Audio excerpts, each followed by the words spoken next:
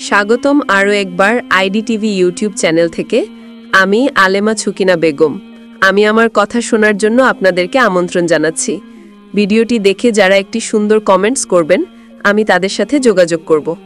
বিষয়: স্বামীর কথা ভালো লাগে না।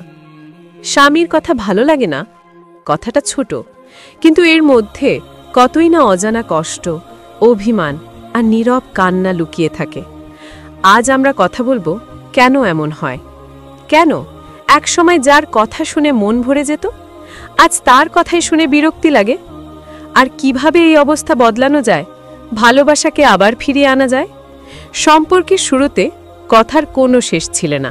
ফোনে, মেসেজে, হাসিতে দুজনের আলাপ যেন পৃথিবীর সবচেয়ে সুন্দর জিনিস ছিল।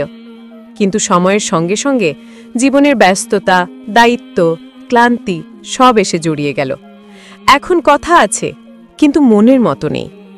এখন হয়তো স্বামী কিছু বললে মনে হয় উনি সবসময় উপদেশ দেন, শুধু অভিযোগ করেন, আমাকে বুঝতে চান না। অথচ সেই একই মানুষ তোমাকে হাসাতেন, ভালোবেসে তোমার মন জয় করতেন। তাহলে কি বদলে গেল মানুষ না সময়? কেন স্বামীর কথা ভালো লাগে না? 1 নম্বর কারণ অভিমান। সম্পর্কের ভেতর জমে থাকা অভিমান মানুষকে অল্পতেই আহত করে ফেলে। স্বামী হয়তো স্বাভাবিকভাবেই কিছু বলেন, কিন্তু অভিমানের চোখে সেটা মনে হয় কটু কথা। দ্বিতীয় কারণ যোগাযোগের অভাব। অনেক সময় আমরা একে অপরের সঙ্গে কথা বললেও আসলে কথা বলি না, শুধু তথ্য দিই, অনুভূতি দিই না। স্বামী হয়তো অফিসের কথা বলেন, বিল, খরচ, দায়িত্ব নিয়ে বলেন, কিন্তু মন খুলে বলেন না। তখন স্ত্রী মনে করেন তার কথায় ভালোবাসা নেই। তৃতীয় কারণ একঘেয়েমি ও মানসিক দূরত্ব। একসময় দুজন একে অপরের বন্ধু ছিলেন, এখন যেন একে অপরের পাশে থাকা অভ্যেস হয়ে গেছে। যখন মনের সংযোগ কমে যায়, তখন সুন্দর কথাও কানে বাজে।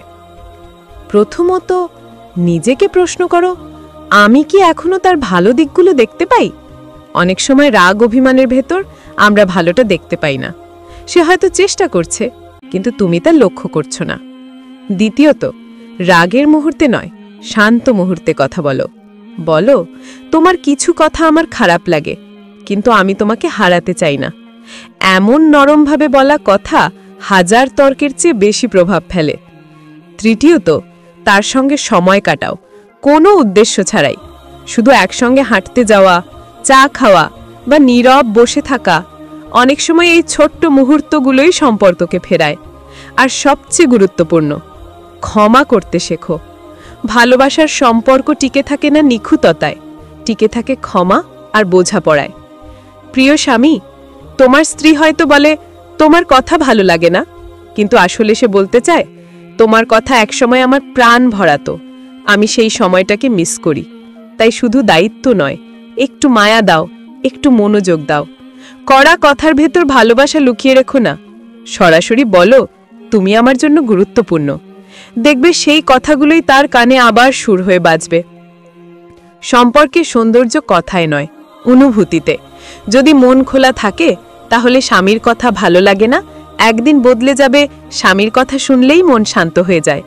তাই রাগ নয়, আগ্রহ রাখো, অভিযোগ নয়, যোগাযোগ রাখো। কারণ ভালোবাসা, যত্ন আর সামান্য মনোযোগ, এই তিনটেই সম্পর্ককে চিরসবুজ রাখে। 1